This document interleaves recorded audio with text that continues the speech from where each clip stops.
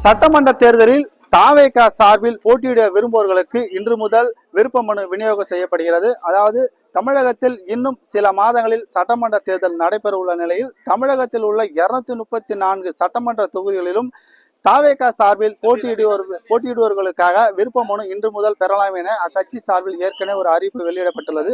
அதன் அடிப்படையில் அந்த பணி இன்று முதல் துவங்கப்பட்டுள்ளது. இன்று நண்பகல் முதல் வருகின்ற 14ஆம் தேதி வரை இந்த பணி நடைபெறும். இன்று முதல் 14ஆம் தேதி வரை தொடர்ந்து 9 நாட்கள் இந்த பணியானது நடைபெறும்.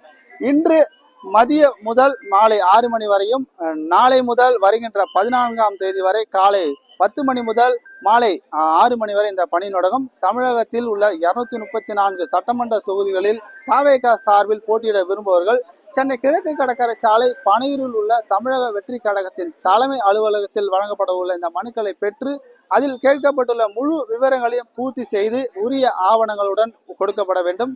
மனுக்களை பெற்ற பின் பரிசீலனை செய்யப்பட்டு யார் யார் எந்த தொகுதியில் போட்டியிடுவார் என பட்டியலும் அக்கட்சி சார்பில் வெளியிடப்படும். இந்த மனுக்களை பெறுவதற்காக இன்று காலை 9 மணி முதலே இருந்து இங்க பல்வேறு நிர்வாகிகள் காத்து கொண்டிருக்கின்றனர். இன்னும் சற்று நேரத்தில் இந்த பணியான துவங்கப்பட உள்ளது. குறிப்பாக ஆண்களுக்கு ஈடாக பெண்களும் இந்த மனுக்களை பெறுவதற்காக காத்து கொண்டிருக்கின்றனர். இங்கு நம்முடன் இணைந்திருக்கும் ஒரு சட்டமன்ற தொகுதியிலிருந்து பல்வேறு மகளிர்கள் காத்து கொண்டிருக்கின்றனர். அவர்களும் கேட்கும் எந்த தொகுதியிலிருந்து வருகிறார்கள், இந்த மனுக்களை பெற வந்தார்கள், அவருடைய நிலவரம் என்னன்னு கேட்கும். வணக்கம். நீங்க எங்கிருந்து வரீங்க? எந்த தொகுதியிலிருந்து வந்தீங்க? என்னோட பேர் எஸ் சுமத்ரா. கள்ளக்குறிச்சி மாவட்டம் திருக்கோயிலூர் சட்டமன்ற தொகுதி முகையூர் வடக்கு ஒன்றியத்திலிருந்து வந்திருக்கோம். திருக்கோயிலூர் சட்டமன்ற தொகுதியில அண்ணன் விஜய் பரணி பாலாஜி அவர்களுக்கு நாங்க மனு தாக்கல் பண்ண வந்திருக்கோம். நாங்க எல்லாருமே மனு தருக்கோம். 2026 எங்க தளபதி சிஎம் உட்கார வைக்கணும். எங்களோட இலக்காதான்.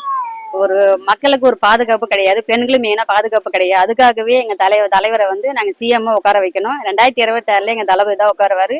அது கன்ஃபார்ம். எல்லா இடமே எங்களுக்கு நல்லா தெரியும். கன்ஃபார்மா அதான் 2026 அவர் தான் உட்கார போறாரு. உட்கார வைக்கணும். அது ஒண்ணுதான். பெண்களுக்கு முக்கியம் பாதுகாப்பு வேணும். அதுக்காக அந்த இன்னும் சற்று நேரத்தில் இந்த மனுக்கள் விநியோகம் செய்யப்படும் நிலையில் ஆண்களுக்கு ஈடாக பெண்களும் இந்த மனுக்களை பெறுவதற்காக காத்து கொண்டிருக்கின்றனர். இன்னும் சற்று நேரத்தில் இந்த பணி துவங்கப்பட உள்ளது.